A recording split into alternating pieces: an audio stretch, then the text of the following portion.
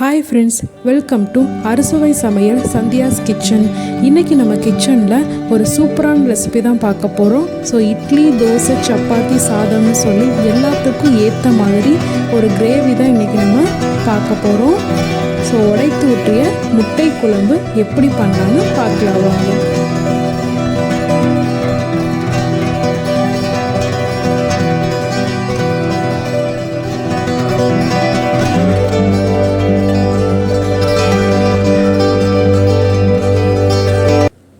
So first இந்த முட்டை gravy செய்கிறதுக்கு நம்ம மசாலா பேஸ்ட் ரெடி பண்ணணும். அதுக்கு ஒரு மிக்ஸி ஜாரில் ஒரு 3 பெரிய வெங்காயத்தை கட் பண்ணி ஆட் பண்ணிக்கலாம்.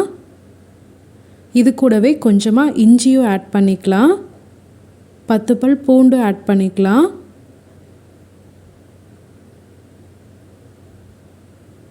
நெக்ஸ்ட்டு இது கூடவே ஒரு ஏலக்காய் ஆட் பண்ணிக்கலாம்.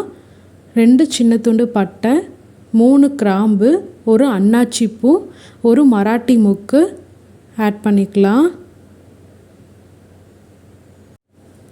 இது கூடவே ஒரு 10 முந்திரி ஆட் பண்ணிக்கலாம்.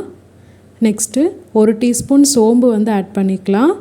கூடவே 1 டீஸ்பூன் சீரகம், 1/2 டீஸ்பூன் மிளகு ஆட் பண்ணிக்க போகிறோம். ஸோ இது எல்லாத்தையுமே நம்ம நல்லா கொஞ்சமாக தண்ணி விட்டு நல்லா பேஸ்ட்டாக கிரைண்ட் பண்ணிக்க போகிறோம்.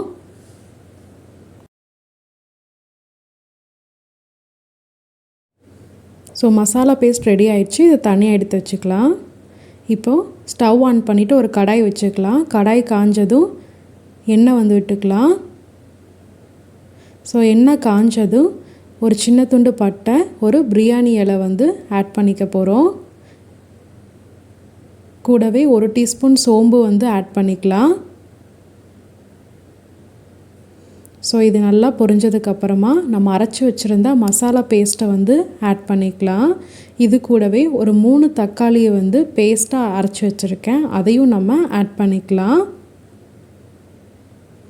ஸோ இப்போ இதை நல்லா மிக்ஸ் பண்ணி விட்டு இது நல்லா குக் ஆகட்டும். லைட்டாக கொதிக்க ஆரம்பித்ததும் நம்ம இது கூடவே மசாலா பவுடர்லாம் ஆட் பண்ணிக்கலாம்.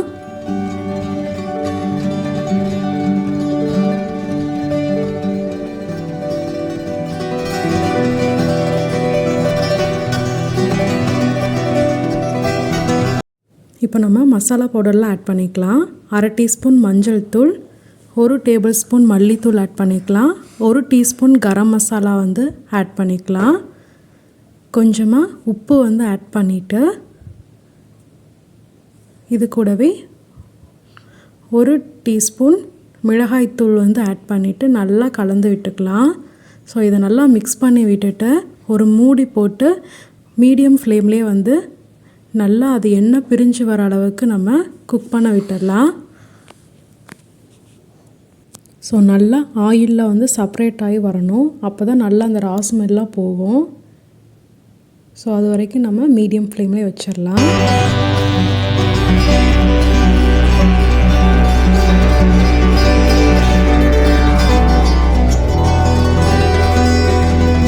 இப்போ ஓப்பன் பண்ணி பார்த்துடலாம்.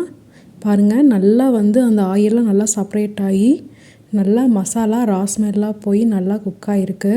இப்போ இதை லைட்டாக மிக்ஸ் பண்ணி விட்டுட்டு கொஞ்சமாக தண்ணி விட்டுக்கலாம். ஸோ இது நல்லா கிரேவியாட்டம் இருந்தால் தான், கொஞ்சம் திக்காக இருந்தால் தான் நல்லாயிருக்கும்.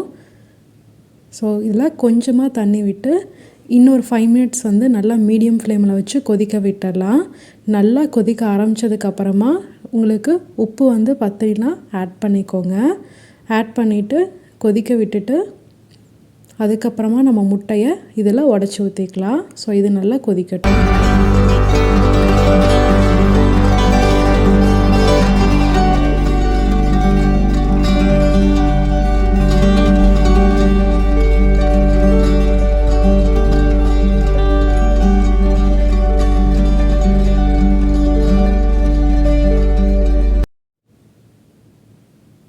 ஸோ கிரேவி நல்லா கொதிக்க ஆரம்பிச்சிருச்சு.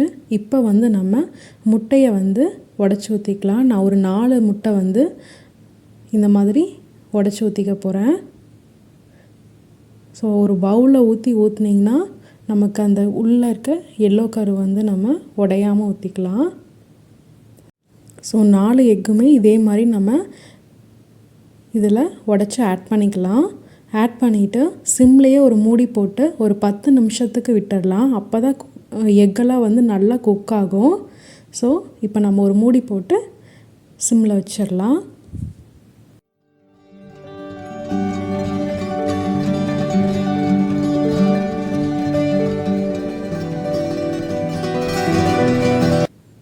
ஸோ இப்போ பாருங்கள் எக்கெல்லாம் நல்லா குக் ஆயிடுச்சு. ஸோ இது நல்லா குக் ஆயிடுச்சு. செக் பண்ணி பார்த்துக்கோங்க. ஸோ இதுலேயே வந்து நம்ம கொஞ்சமாக கொத்தமல்லி இலை தூவி நம்ம இறக்கிக்கலாம்.